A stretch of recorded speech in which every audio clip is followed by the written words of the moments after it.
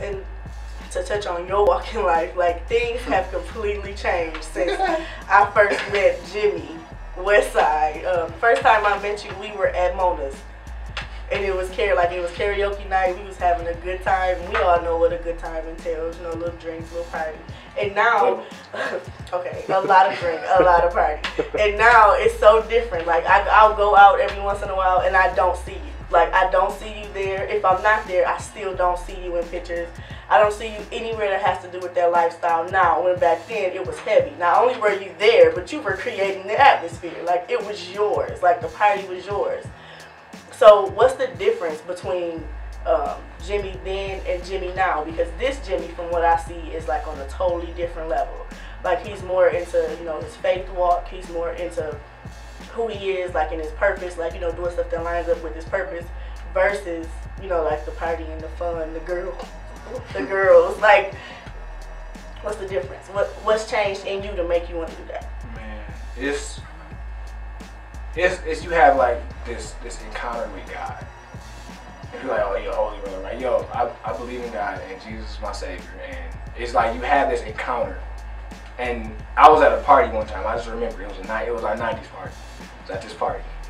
Had this swishy jacket on, had that boy open with a gold chain. And low key, bro, I just felt empty. Like you got all these people in here. Like every 2 weeks you throwing a party, you got 100, 150, 200 people in here. And they coming to see you. They not coming like just to come. They coming because you told them to come, and they coming to see you. Like, what are you doing with it? Except glorifying, drinking, and smoking, and nothing that's gonna help anybody grow anywhere in life. And I just had this encounter. Me personally, man, it got to this point where I couldn't control my drinking habit, and it got out of hand. And it got so out of hand one time, like, you know, it's bad when your friends get tired of you. You know what I'm saying? You are that alcoholic. You that friend, you that dude that's just out here. Because you done jacked your life up so much. Right. And you just want to bring people in with you. And like my party days was winding down, but I still didn't have an identity because I found my identity in partying. Mm-hmm. And it just came to this point where I was sick of myself, but I didn't know what to do.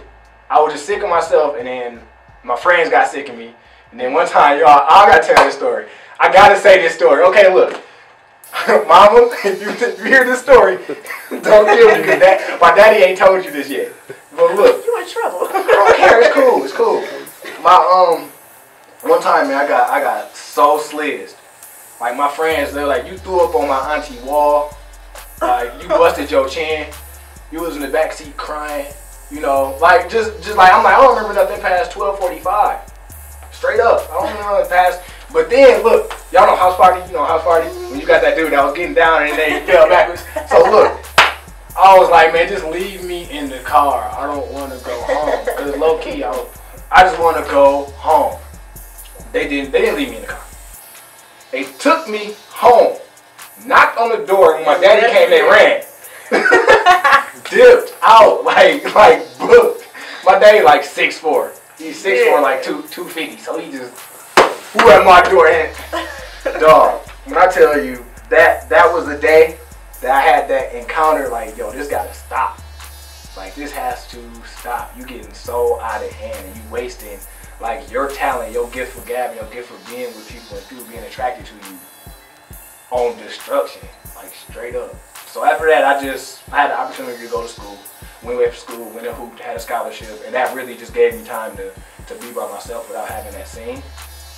And then when that was over, I came back and I'm like, man, I can't keep doing the same thing I did before I left. I can't be that same person. I gotta do something different. Yeah, that's when it started happening. Yeah. And since then, it's been like a snowball effect. Like, you just started touching different people in different places. Because I can remember last year when we hosted the fashion show, Sequoia's fashion show. And afterwards, they're like, yeah, you know, everybody, let's go out. So we get there, and I look at you in Raspberries, and I'm like, this dude looks so uncomfortable. Like, you was the most uncomfortable dude I ever seen in the bar in my life. I'm like, this ain't his place no more, man. Like, and it's crazy when the people around you start to see that. You know what I'm saying? So my next question is, who do you look to touch? Like, who are you looking to touch and to actually to actually change with your movement? Like, because most people who do what you do, who go speak at schools or who put out inspirational things, they're suit and tie. Like, you know, they got on suit and ties. They you know, look completely different from what we looking like right now. So who are you trying to touch in this, you know, with a positive message? I'm trying to touch the streets. It's no easy, just the streets. Like, if I walked up in there with a suit and tie, like, more than likely 85% of the students or whoever I talk to about to just go to sleep. It's gonna be already some perceived notions, like, this dude about to be uppity.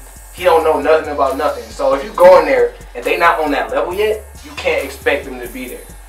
Like, I worked with students this summer. It's like, they're like, oh, we got to teach them how to be on this level. They got to do this. I'm like, okay, but then you get them to this level of that suit and tie, and they don't got the character to match you.